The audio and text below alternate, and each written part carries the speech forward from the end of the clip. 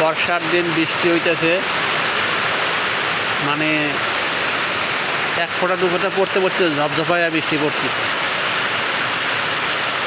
এইরকম দৃশ্য আসলে ঘরে বসে দেখা খুব উপভোগ করার মতো।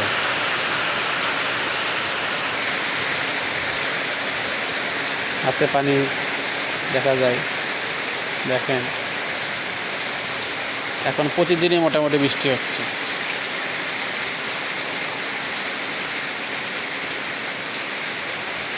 বারান্দায়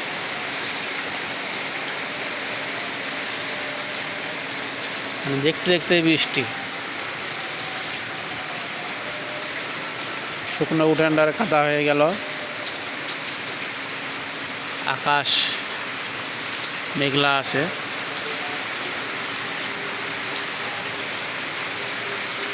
গ্রামের যেটা অরিজিনাল পরিবেশ, অরিজিনাল দৃশ্য, যে মাটির বাড়ি, এখনো এদের বাড়িতে এখানে মাটির বাড়ি আছে। আসলে মাটির বাড়ি ওরকম চোখে পড়ে না আগের মতো, খুবই কম। এখানে এদের এখনো মাটির বাড়ি আছে, আগে অনেক ছিল, এখন তো আসলে মাটির বাড়ি কমে গেছে। এটা হলো গোয়ালঘর, বারান্দা। বারান্দায় দাঁড়িয়ে দাঁড়িয়ে আমি ভিডিও করতেছি, ভালোই লাগতেছে। বৃষ্টি, চালের পানিতে হাত দিয়ে বৃষ্টি ছুঁয়ে দেখা যাচ্ছে, সরাসরি বৃষ্টি। খুব সুন্দর একটা দৃশ্য বলতে গেলে।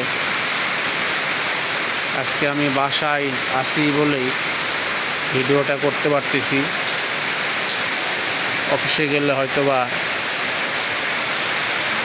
ভিডিওটা করতে পারতাম না। বাসায় না থাকলে তো এটা আমি দেখতেও পারতাম না, ভিডিও করতে পারতাম না। উঠানটা বেশ বড়, এইদিকে আরও বাড়িটা অনেক বড়, একটু পাশেতে মোটামুটি রুম আছে।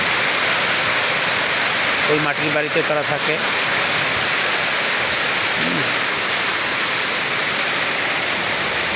বারান্দা খোলামেলা, একেবারে গ্রামীণ প্রাকৃতিক পরিবেশ এখানে উপভোগ করা যায়। এখানে গরু আছে, দেখেন গরু, এটাকে চারি বলা হয়। এটা গোয়াল ঘর, এর মধ্যে গরু রাখে।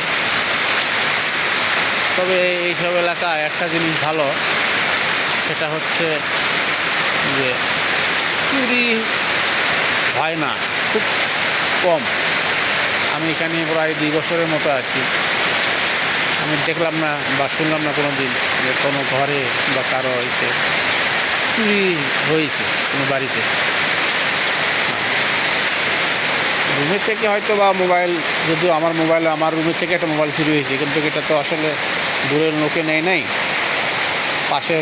আশেপাশেরই কেউ নিয়েছে। মুষলধারায় বৃষ্টি হইতেছে, মুষলধারায় বৃষ্টি হইতেছে, খুব উপভোগ করার মতো একটা বিষয়।